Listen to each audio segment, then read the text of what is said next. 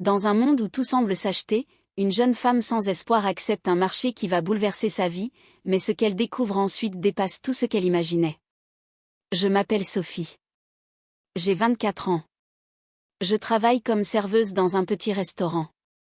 Ma vie est difficile. Chaque jour, j'ai besoin d'argent. Ma mère est malade. Très malade. Elle a besoin d'une grosse opération. Le médecin dit que ça coûte 50 000 $. Je n'ai pas cet argent. Je travaille beaucoup, du matin jusqu'au soir, mais je n'arrive pas à économiser assez. J'ai peur. Une peur qui ne me quitte jamais. Chaque jour, je vais au travail. Je souris aux clients. Je leur apporte à manger et à boire. Parfois, mon patron me crie dessus. Il dit que je suis trop lente. Il dit que je fais des erreurs. Je ne pleure pas. Je dis juste pardon, et je travaille encore plus dur. Un vieil homme vient souvent au restaurant. Il s'appelle Monsieur Bernard. Il a 80 ans. Il est très riche. On dit qu'il possède des immeubles, des entreprises. On dit aussi qu'il est froid, dur avec les gens. Mais ses yeux voient tout. Il s'assoit toujours seul. Il commande des plats simples. Et il m'observe travailler. Il voit mon patron me crier dessus. Je ne comprends pas pourquoi il me regarde autant. Un jour, je reçois un appel. C'est l'hôpital. Ma mère doit être opérée maintenant. Sinon, elle ne survivra pas. J'ai besoin de l'argent cette semaine. Je m'assois. Et je pleure. Je ne sais pas quoi faire. Monsieur Bernard s'approche de ma table. Il s'assoit près de moi. Il me demande ce qui ne va pas. Je lui raconte tout. Ma mère. L'opération. L'argent. Il m'écoute sans dire un mot. Puis il dit quelque chose d'étrange. Il me propose de l'épouser. Je le regarde. Je crois qu'il plaisante. Mais son visage est sérieux. Il m'explique. Il paiera toute l'opération de ma mère. Il me donnera une belle vie. Une grande maison, de beaux vêtements. Mais je dois être sa femme pendant 5 ans. Je dois vivre avec lui.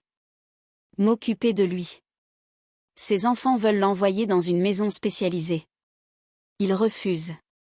Il a besoin d'une jeune épouse pour les empêcher. Je n'arrive pas à y croire. Il a 80 ans. J'en ai 24. Il pourrait être mon grand-père. Les gens vont parler. Se moquer. Dire des choses terribles sur moi. Mais ma mère va mourir sans cette opération. Je n'ai pas le choix. Je regarde Monsieur Bernard. Les larmes coulent sur mon visage. Je dis oui. J'accepte. Au fond de moi, j'ai l'impression de me vendre. De donner ma jeunesse à un homme très âgé. Mais je dois sauver ma mère. C'est la seule solution. Il hoche la tête. Il me serre la main. Tout est décidé. En un instant, ma vie change. Je vais devenir la femme d'un milliardaire. Mais je ne suis pas heureuse. J'ai peur. 3 jours plus tard, nous nous marions à la mairie. Il n'y a pas de fleurs.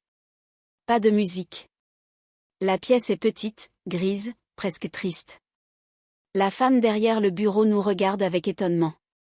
Elle me demande si c'est mon grand-père. Je réponds non, que c'est mon mari. Elle me fixe un moment, puis elle nous tend les papiers. Je signe. Ma main tremble. Monsieur Bernard signe aussi. Sa main est lente, fragile. C'est fait. Nous sommes mariés. Personne n'applaudit. Personne ne sourit. Nous sortons simplement. Dans le couloir, des gens nous regardent. Ils chuchotent. Ils rient. Je les entends. Ils disent que nous sommes ridicules. J'ai envie de fuir. Mais je marche à côté de lui. C'est ma vie maintenant. Il m'emmène chez lui. La maison est immense. Presque comme un palais. Tout est beau, cher, parfait, mais l'endroit est froid. Vide. Sans vie. Une femme me montre ma chambre. Elle est énorme. Le lit est confortable, mais je dors seule. Monsieur Bernard a sa propre chambre. Nous sommes mariés, mais nous vivons comme des étrangers. J'ai de beaux vêtements. Des bijoux. Tout ce que je veux. Mais je suis triste. Cette maison est comme une cage dorée. Une semaine plus tard, nous sortons au restaurant. C'est la première fois que nous apparaissons ensemble en public. Les gens nous regardent. Ils murmurent. Ils jugent. Une femme dit que je ressemble à sa petite fille. Un homme dit qu'il attend juste qu'il meure pour que je prenne son argent. Je sens la honte m'envahir. Monsieur Bernard entend aussi. Il prend ma main. Sa main tremble, mais il la serre fort. Il veut montrer au monde que je suis sa femme. Mais je ne peux pas profiter du moment. Je suis riche, mais je n'ai plus de respect. Les gens pensent que je suis une mauvaise personne. Et peut-être qu'ils ont raison. 2 semaines plus tard, ses enfants viennent. Marc et Claire. Ils ont plus de 50 ans. Bien plus âgés que moi. Ils ne me saluent pas. Leurs regards sont froids. Pendant le dîner, le silence est lourd. Puis Claire parle. Elle demande pourquoi il m'a épousée. Elle dit que je suis trop jeune. Que je ne l'aime pas. Marc m'insulte. Il dit que je veux juste l'argent. Que je prendrai tout quand il mourra. Je sens les larmes monter, mais je ne dis rien. Claire dit qu'ils vont annuler ce mariage. Trouver un avocat. Me faire disparaître de sa vie. Il parle de moi comme si je n'étais pas là. Je me sens minuscule. Je regarde Monsieur Bernard. Il ne bouge pas. Puis soudain, il frappe la table. Le bruit résonne dans toute la pièce.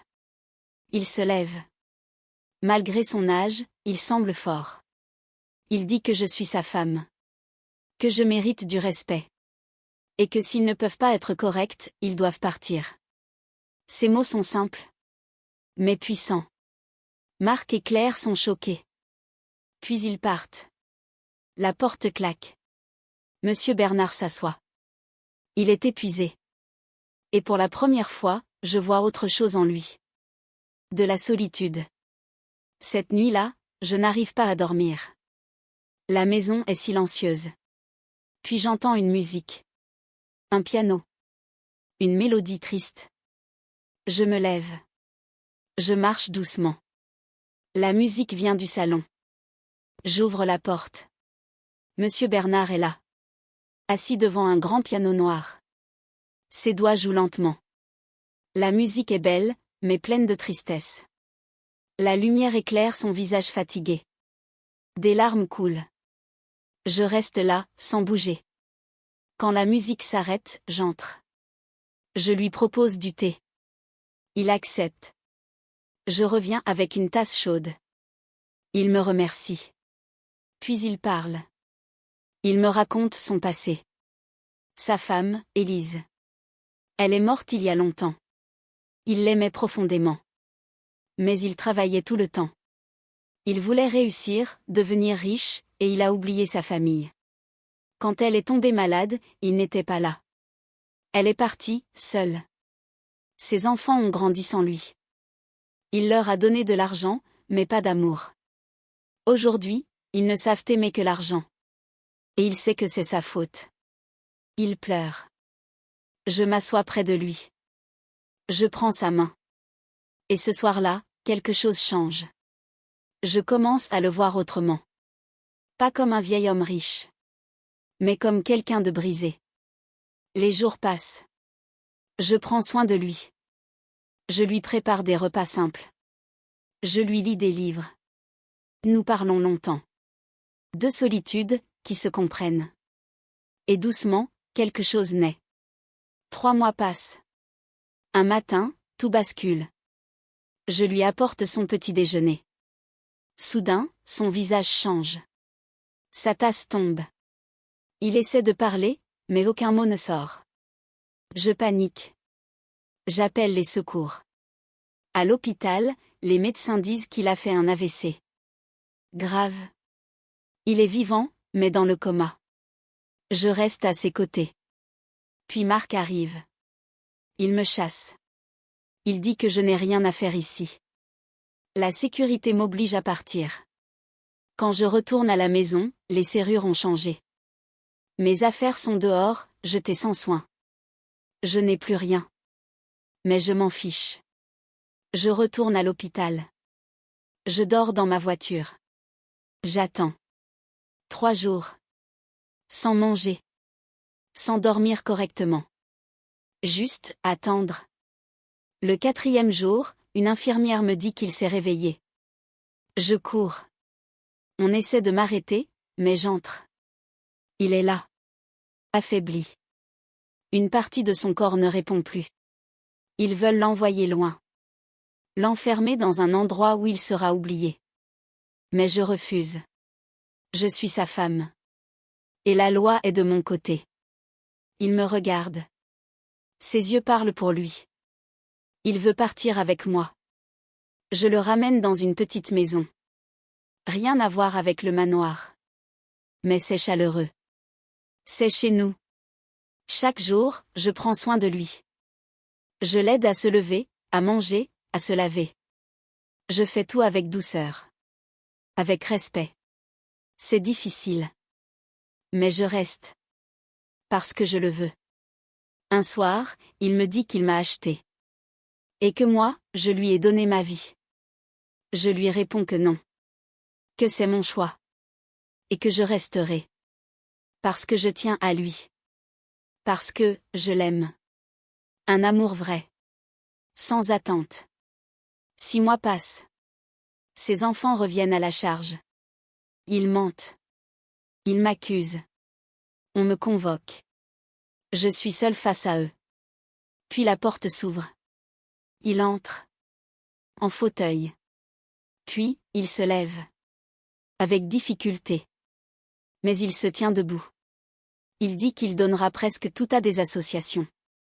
Et le reste, à moi. Ses enfants n'auront rien. Ils perdent. Nous gagnons. Le soir, il déchire notre contrat. Puis il me donne un chèque énorme. Il me dit de partir. De vivre ma vie. Je déchire le chèque. Je reste. Parce que l'amour ne s'achète pas. Les années passent. Nous vivons simplement. Un jardin. 2 vieux chiens. Des promenades tranquilles. Puis un matin, il ne se réveille pas. Il ouvre les yeux une dernière fois. Il me sourit. Il me dit merci. Puis il s'en va. Paisiblement. Je reste là, avec lui. Plus tard, je trouve une lettre. Il me remercie pour cette seconde vie. Je pleure. Mais je suis reconnaissante. Aujourd'hui, je me tiens devant sa tombe. J'ai 28 ans. Les gens disent que j'ai gâché ma jeunesse. Ils ne comprennent pas. Moi, je sais. J'ai connu le véritable amour. Et ça vaut tout. L'amour véritable ne dépend ni de l'âge, ni de l'argent, ni du regard des autres, il n'est quand 2 âmes se reconnaissent sincèrement. Merci d'avoir suivi cette histoire jusqu'au bout. Si elle vous a touché, n'oubliez pas de laisser un pouce bleu, de vous abonner et de partager autour de vous. On se retrouve très bientôt pour une nouvelle histoire encore plus intense.